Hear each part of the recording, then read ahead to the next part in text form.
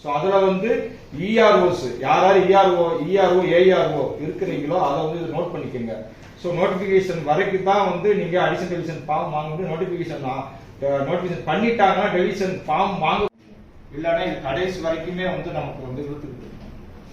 So இதை வந்து முடிச்சிருங்க சார். அதுக்கடுத்து வந்து என்னன்னா இப்போ நம்ம ரோல் வெளியிட்ட 25. ஸோ நீங்கள் பிஎல்ஓ மீட்டிங் போட்டு டோர் பை டோர் வெரிஃபிகேஷன் வந்து பண்ணி முடிச்சு இப்போ ஏஎஸ்டி வந்து முடிச்சிருக்காங்க சார். நமக்கு 6 வருது சார், 6 கொடுத்து அதிகம். ஸோ அதில் தான் வந்து ப்ளஸ் சார் ரொம்ப வந்து பிரச்சனைகள் அங்கே தான் நமக்கு அதான் சார் அங்கே தான் அதே அவங்க கொஞ்சம் இது பண்ணுங்க.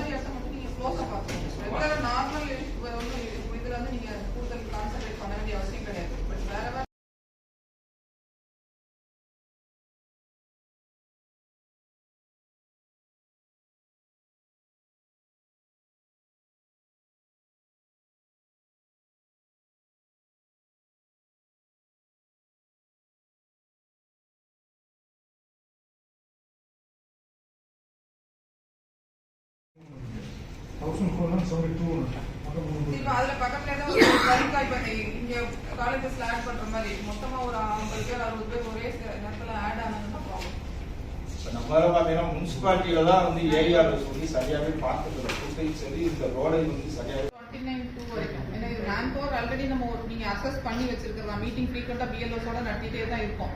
ஸோ அதனால யார் ஆக்டிவா இருக்காங்க, யார் சேஞ்சஸ் இருக்கு, யார் இன்ஆக்டிவா இருக்காங்க, டார்மெண்டா இருக்காங்க. ஸோ அவங்க எல்லாரையும் எடுத்துட்டு ஃப்ரெஷ் ஹேண்ட்ஸ் யாராவது போடணும் அப்படின்னு இருந்ததுன்னா அவங்க எடுக்குது. ஏன்னா ஆல்ரெடி ட்ரெயின்டு ஹேண்ட்ஸ் வச்சிருக்கிறது சேஃபர். பல்வேறு இதுல வந்து ட்ரெயினிங் ஓடிட்டே தான் இருக்கு.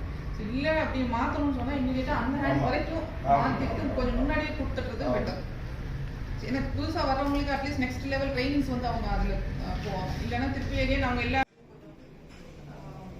லொகேஷன் ஸ்பெசிஃபிக்கா கூட பார்க்கலாம். எங்கெங்க 1500 கிட்ட வருதோ அது வரைக்கும் மட்டும் வந்து ஃபோக்கஸ் பண்ணணும். அது வரைக்கும் ஃபோக்கஸ் பண்ணீங்கன்னா கூட இந்த அடிஷன் டெலிஷன்ஸ் நமக்கு